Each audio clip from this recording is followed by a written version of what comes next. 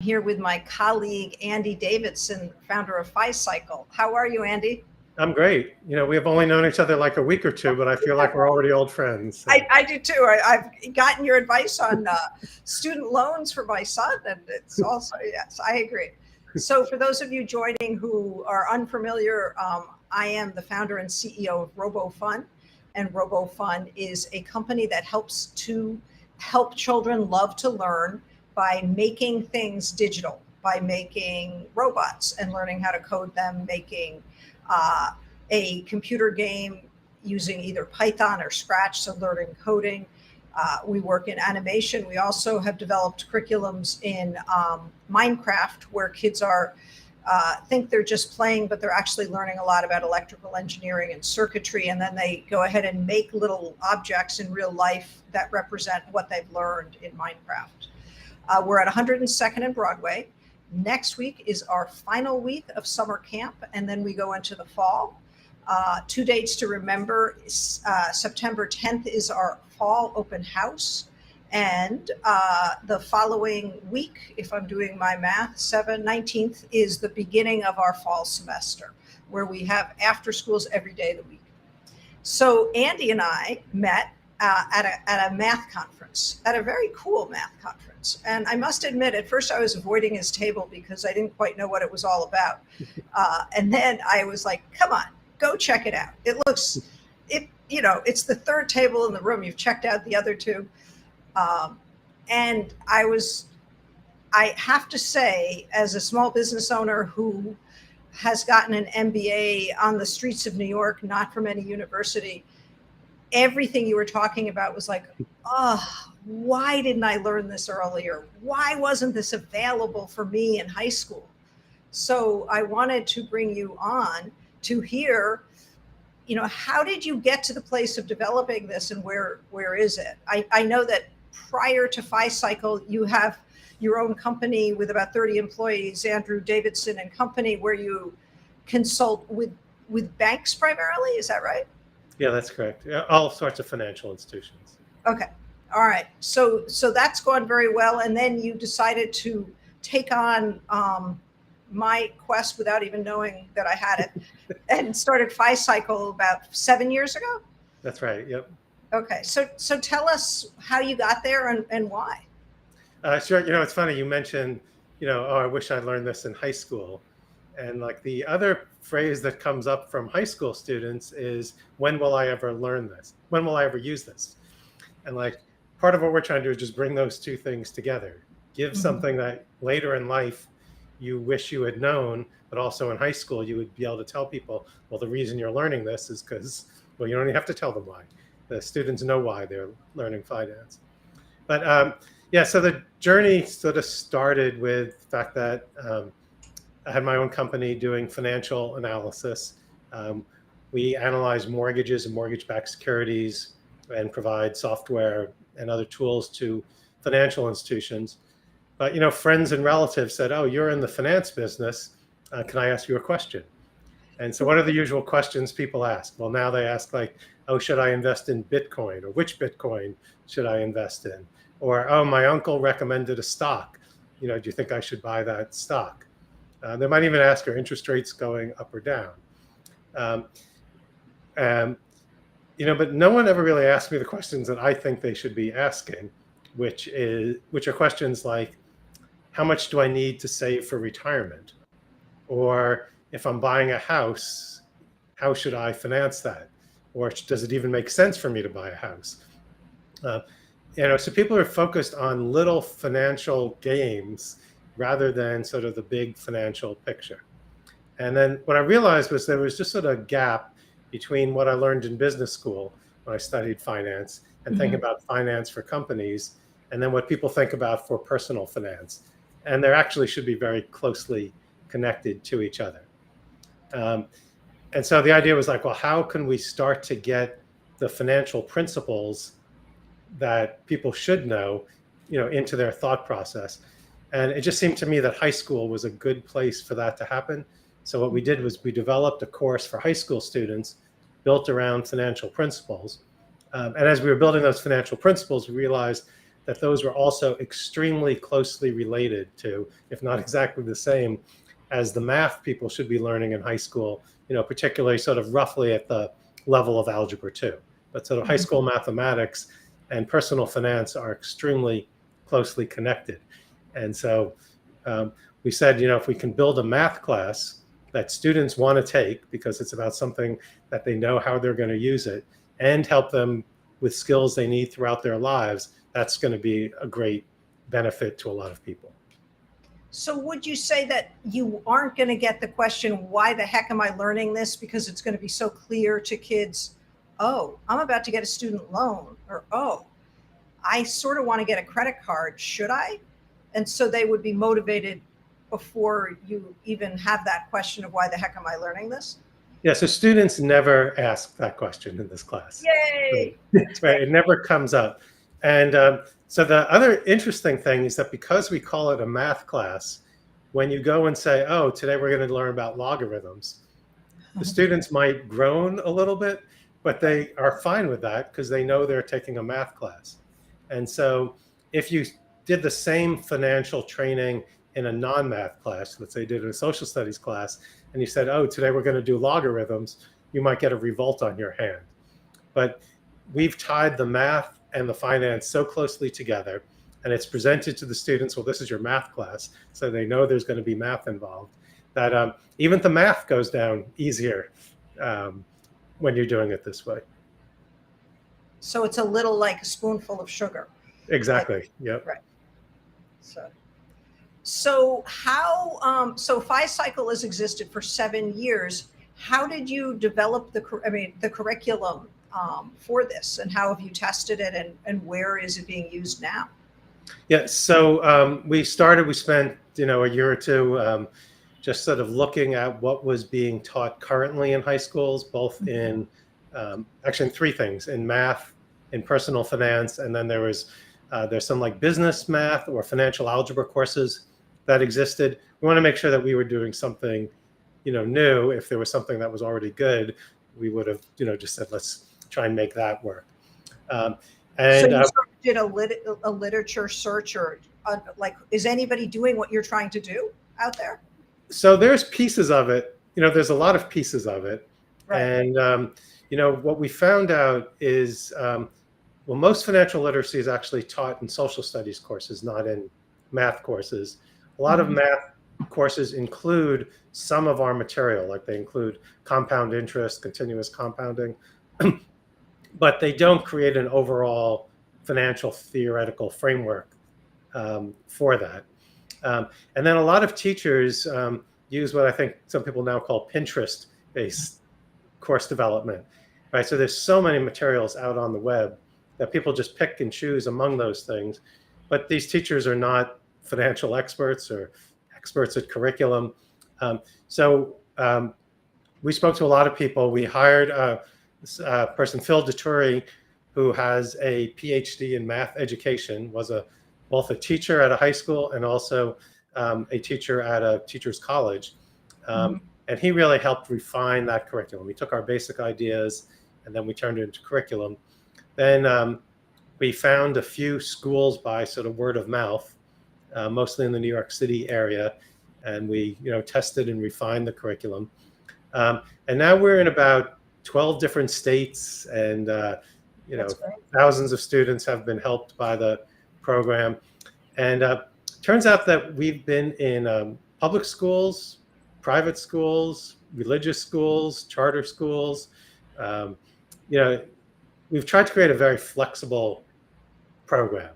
So our basic materials are digital materials that we give to the teachers that they can adjust. And then the core is a workbook that goes through the mathematics and the financial concepts. And to me, the important thing was the teachers who are teaching the course don't necessarily know finance, right? So I have a degree in finance, and it's a separate field of study. Sure. And so even if you're a math teacher, you're not a financial expert. So what we tried to do is make sure that all of the finance concepts that they needed were in the workbook. And so that the teachers could rely on that to teach the finance. And then we hope that, through their math education and experience, they could delve into the math at whatever depth is appropriate for their students. Cool. So I'm sitting next to my socialist bent son who just graduated from Hampshire College, who's listening attentively to this, and he's just texted me a question for you, which I think is an interesting question. Okay. Can you talk about the politics behind the math you teach? Like why you have to pay what you pay and who it's going towards. So I think he might mean in terms of interest, that type of thing. Yeah, so I would say that in most of our course, so we have like 5 standard units, and then we have a 6th unit, which is sort of a set of in-depth questions that people can get to. And our view is that once you've gotten through sort of the first 5 units and you sort of understand how the system works, you can start asking questions about why does the system work that way. Right. And there's like a lot of really, really important questions about this. Right? We're talking about retirement. So then retirement has like a social security system built into it. Different countries have different approaches to things like social security. We also have healthcare, and how is healthcare provided? Why is that provided through companies? It makes really no economic sense that your company is the source of your healthcare insurance. So anyway, so our view is we want to arm people with understanding the flow of capital and wealth through the system, and then they can ask questions about this. So we haven't made it into a critique of our current capitalist system, but Right. I think there's valid critiques, but there's also valid benefits from having the system that we have. Right. And we think being informed and knowing how to operate within the system that does exist Right. is very important.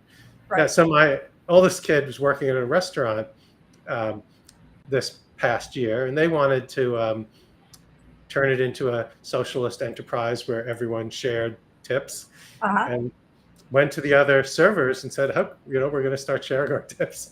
And they go, "No, we're not. Like, I'm working hard to earn my money, and I'm not ready to do that. I think that other person's lazy."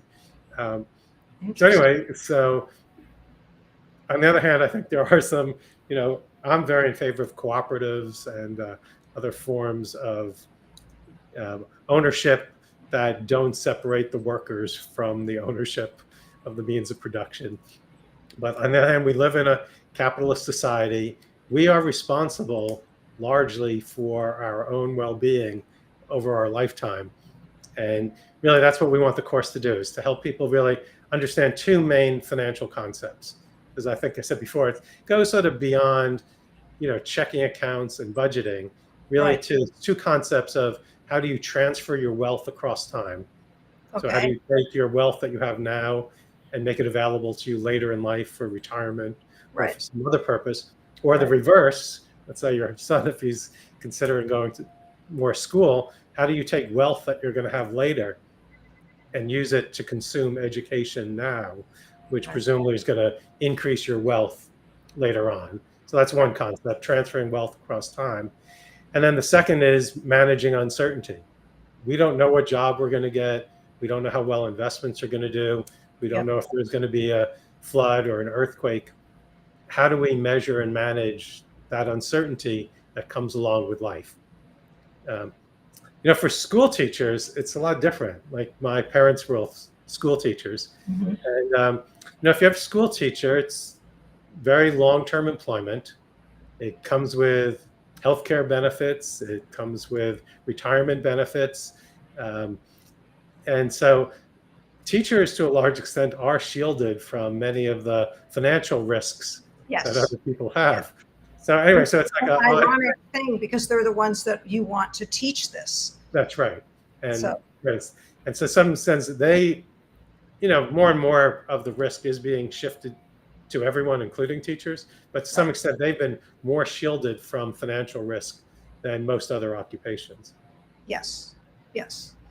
So one of the things that you said when we were preparing for this is you talked about wealth versus cash, and you talked about people asking you questions. I thought that was a really interesting way to think about things. Like, Oh, yeah. Exactly. So, yeah, so one of our first lessons, we sort of come up with like a little game to sort of compare two different characters, one who has a lot of cash and one who has like no cash. But the person with no cash has invested in an education, has a nice car, has bought an apartment, and the other one is just stockpiling cash at home, but owes money to other people and hasn't really spent any of that money on anything that has any long-term value as an asset. And we think, this is really where personal finance and business finance have diverged, but we really think they should be the same. Like a company doesn't think about its cash position first, it thinks about its net worth, and it only thinks about its cash position because you still need to do cash management. But that's just one aspect of finance. It's not the central aspect of finance.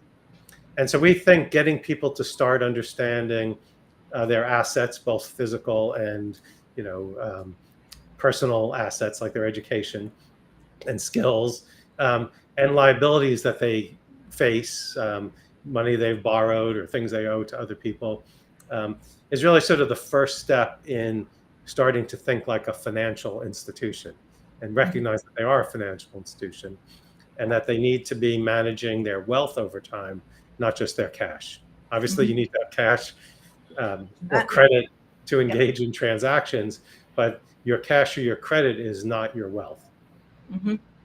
That's very interesting to think about it in terms of that. The other thing you mentioned is how poorly kids today versus 10 or 20 years ago understand probability, which I found very interesting to think about.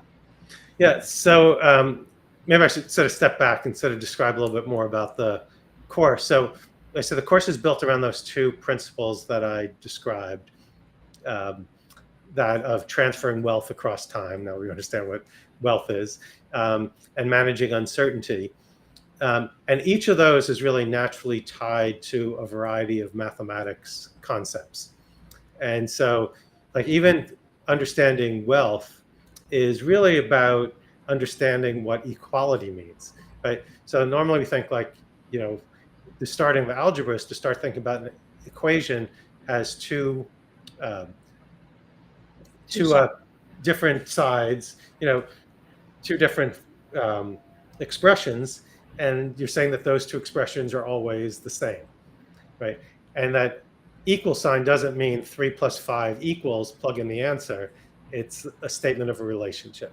And that's what we do when we start to think about net worth, assets, liabilities, income, expense. But then we also, as we start getting into transferring wealth across time, we start talking about exponents, exponentials, because we need to compound money over different time periods.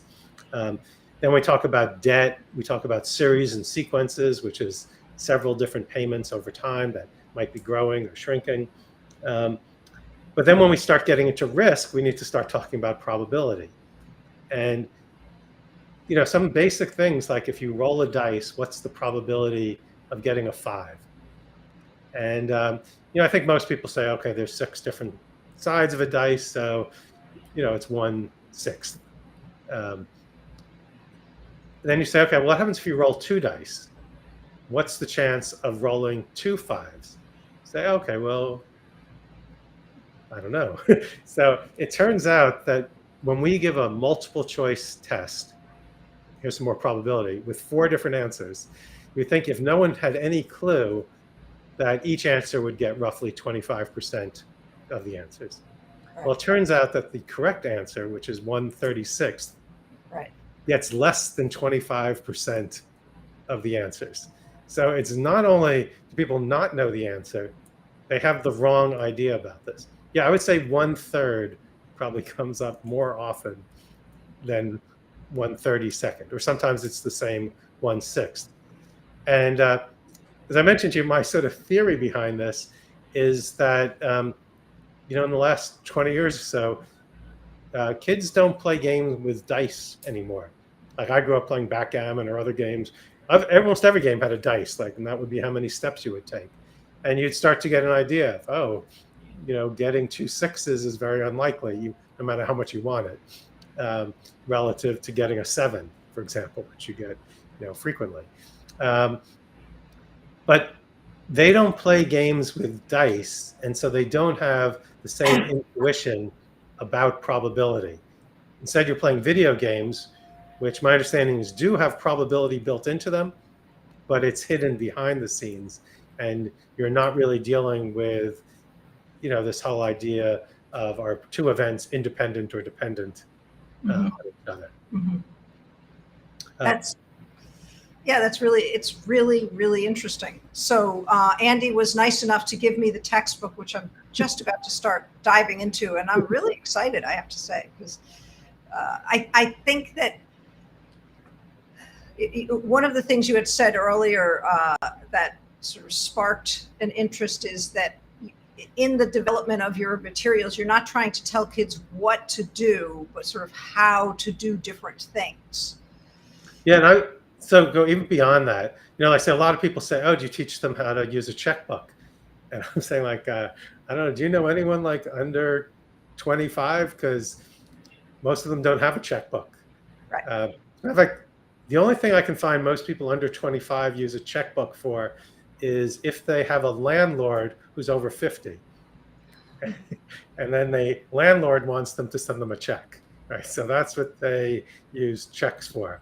And I've even seen like groups of people where it's like 4 people sharing an apartment where one of them figured out how to get a checkbook so that they could pay the rent. And that's, the only check they ever write. So not only do we not want to tell people what to do, because we think empowering people is more important, we don't know that what we would tell them to do now would even be relevant later on. Yep. And I don't think anyone really likes being told what to do. I think you're right. I know I don't. I don't think that's a hard sell on that one. Right. So our view is like, well, let's give you the tools to make your own decisions and understand, what the opportunities and risks are.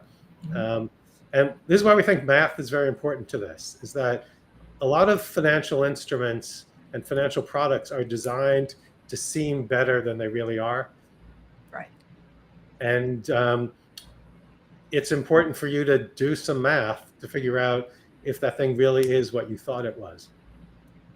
Something might say, high interest rate, but maybe once you look at sort of fees and other things attached to that, it's not. Or maybe there's something about the compounding that's makes it less effective. Or maybe there's, I think might be also common. Low interest rates, but huge fees. So. Right. So we think it's very important that you actually do the math. That I think we have to recognize that our sort of regular mental capabilities without doing analysis are not that great at complex numerical things. Yep. And so the math is really going to be very helpful to us to make better, wiser decisions. To make the decision we want to make is really what we're trying to achieve. Have the data before you make a decision. Yeah. And the analysis, right? Data and analysis. Right. So where is FiCycle going now? How many people work for you? How do you support your teachers with the curriculum?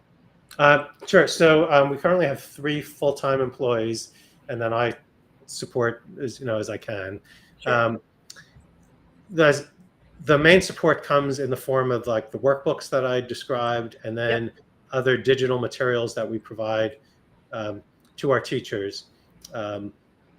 And we also think spreadsheets are very important. So there's a large spreadsheet component. We've built sort of a whole curriculum about teaching about how to use spreadsheets. And so at the start of each year, we have a 2-day professional development. Yeah. And so we've just sort of completed that with our teachers. And then we're still small enough. If someone sends us an email, we'll get on the phone or respond to them. And we try to put teachers in touch with each other. Yeah. If there's some things they want to share, we like to let them do that as well. But like I said, we recognize that for some of the teachers, they might be a little scared going into this. That a lot of teachers want to have, make sure they know everything before they start teaching it. And so we're just trying to give them that confidence to get going. We've also started to reach into the sort of homeschool environment. It hasn't been sort of a big portion of what we've been doing yet, but we're trying to figure out how to like tailor the materials to the homeschool environment, to the parent teacher, and Really? so right, and how they need to be supported. That Sure, sure. Um, yeah, but that's a whole nother sort of nut to crack, but just frequently homeschooling isn't what everyone thinks. As I homeschooled my son from 11 to 18, and I never ever sat at the kitchen table doing anything with him. It was more like kind of soccer mom 24/7, taking him to homeschool centers, finding tutors for him, that kind of thing. So yeah, our kids did remote learn. We traveled one year, so we ah, did remote learning uh-huh. for a year, and like the thing I learned was like the less time I spent with them, the better. Like the idea was to be available when they needed help, but not to be sort of hovering, because it was Yeah, more yeah, that's important that oh they yeah, felt empowered to do their work. And right. we think our workbook's sort of a good resource for that, because let's say the workbook does take you through sort of all the steps that you need to know, and we're not relying on the parent to know finance any more than we're Yeah, relying on the math teachers to know finance. sure. So have you, a lot of my work is obviously with schools. So everything we do at the RoboFund studio, we also do at what I call resourced schools, which have financial, have the finances to support a good school. But we also work in a tremendous number of under-resourced public schools. Um, and one of our programs is actually working with parents, teaching them STEM. It seems to me that you have an amazing curriculum for parents who might be underemployed, or parents who never learned any of this in high school, who are trying to both raise their children to be able to be more capable, but also for themselves. Have you Yeah, ever thought about that as an angle for your yeah, company? we're very interested in that, and we've sort of tried many different things. So the one mechanism we know happens is that some of the students go home and start talking to their parents about things, and some of the parents don't want to talk about this, and others do. Yeah, We had one situation where a parent gave a kid like their um, W-2 or their pay stub to bring into school to ask the teacher some questions about what some of right. that meant.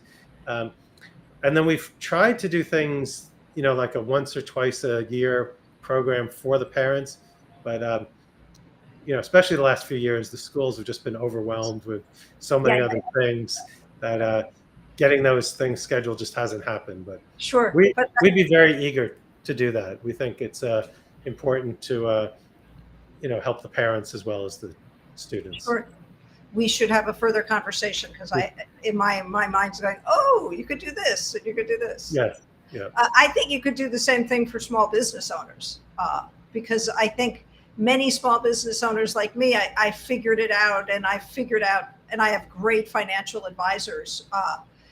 But I also feel like we all could use some further discussion, further training about finances, and in an environment, where people have interesting input. So, Yeah, we agree completely. We're a small right. team, so we've decided to focus, pretty Yeah. narrowly on this high school area. We're doing a Yep. little bit more with some of our schools to extend some of the learning back to middle school, and then we're also have done some things with some college That's great. programs. But That's I am, when I finally came over to your table, and I was like, oh, this is so needed. This is just missing. Um, I think what you're doing is incredible. So you're now in, did you say 20 states or 20 different? I think just 12 different states, I think but that's, yeah, quite a range of states, and like I say, quite a range of types of schools. yep. Yeah, we're in one very rural school in Oklahoma, and like Uh-huh. most of our examples in our workbook are sort of city examples, because we figured out it would be more like the urban Yes. schools. Yeah. And like the teacher came back and I said, is that a problem that we don't have like farm examples? He said, well, I'll make some of those up. He said, but mostly our students say, wow, it's so expensive to live in a city. They can't believe like that. And they looked up the numbers and they said, oh yeah, that is like what it costs. Like, Right. Right. so. Well, it sounds like I haven't dug in enough, but you're using real world examples, which to get kids involved is really, really important. Yeah, we think it's very important. Like, one of the main things that students don't have, in addition to probability, is good numeracy. And so we think keeping the numbers real is going to help them to improve their numeracy, because it's going to help them relate the math to the real world. Like, there's a very big push in high school mathematics, this idea of modeling. Mm-hmm. And what is modeling? Modeling is taking something in the real world, translating it into a mathematical language, doing some analysis in the world of math using mathematical tools, and then saying, well, what does that tell me about the real world? Mm-hmm. And so we think this is an excellent example of mathematical modeling.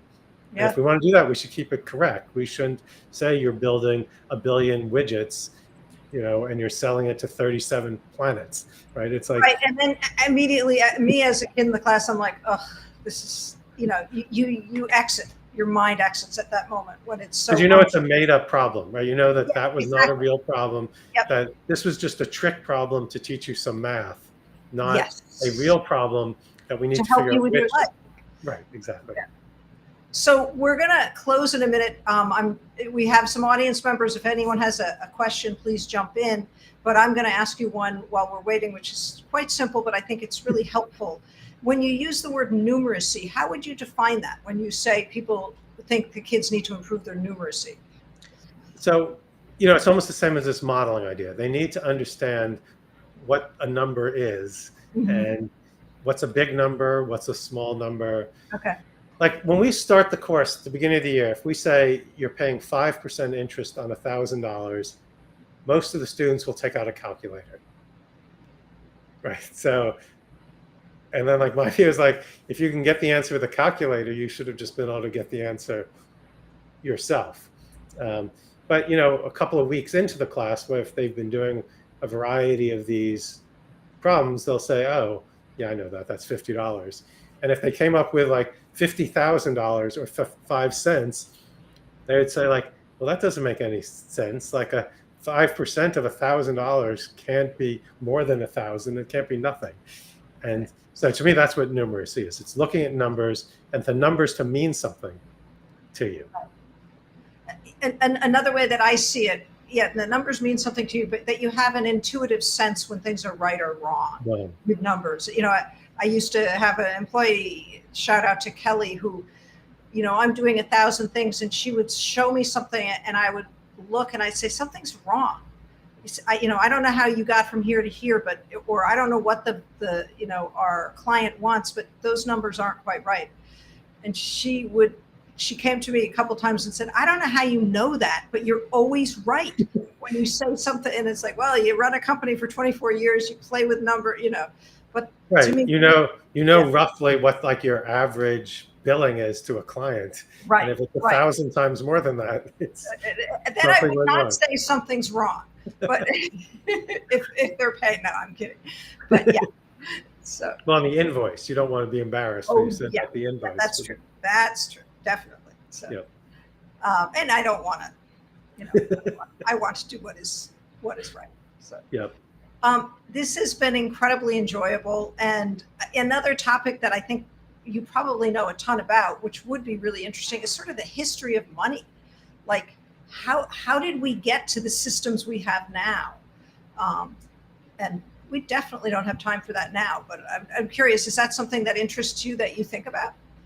I'm reading this book now called like The First 5,000 Years of Debt, written by one of the sort of more like Occupy Wall Street sort of philosophers. So I don't quite agree with everything. But anyway, I'm very interested in, where money came from, where credit came from, different forms of debt, why we, personal debt versus secured debt, and what the impact of debt is on the value of assets. So those are all things that greatly interest me as well. All right. The other topic that we didn't talk about related to that is just how much of this high school math was actually created to solve those exact problems. And so I'll give you one quick example. Sure. But as far as I can tell from reading various books, is that the first use of negative numbers was, I believe in India, was to record a debt. Right. So, so something just as basic as like positive and negative numbers seems to have come from financial transactions. Obviously, most of the numbering systems came from counting up stuff you were buying or selling. Right. From people. But, interesting. You don't really realize how connected math is to money. Yeah, that's right. But a lot of the mathematical innovations were really driven by problems in commerce. Interesting. So before we go, if you are a math teacher or anyone who's like, I need this, I want this, where should they go? How should they find out more information? So we have a website, of course. It's FiCycle.org. And we're also on LinkedIn. I think we may have presence on Twitter as well. Or you can send an email to me. So it's andy@FiCycle.org. And we'd love to share ideas with people. Cool. Well, I have really enjoyed sharing, and I will absolutely be in touch because you're spinning some wheels of some of the schools that I work with. And Chris, thank you for participating, and thanks so much for your insight, Andy. Chris adds, and that's very nice. Thank you, Chris. Thank you, Chris. I appreciate that. All right. Have a wonderful afternoon. Well, thank you. It was a great pleasure talking to you and your audience. Thank you so much. Just a few more things that my social media people always are like, if you like what you heard, click the like on Facebook, go to robofund.org to learn more about our programs. We have similar goals. Mine is not as much about math as about loving to learn, but if you're open-minded and love to learn, then you're going to love what Andy's doing. So it all works together. Thanks again, and have a great afternoon. Great. Thank you. Thank you.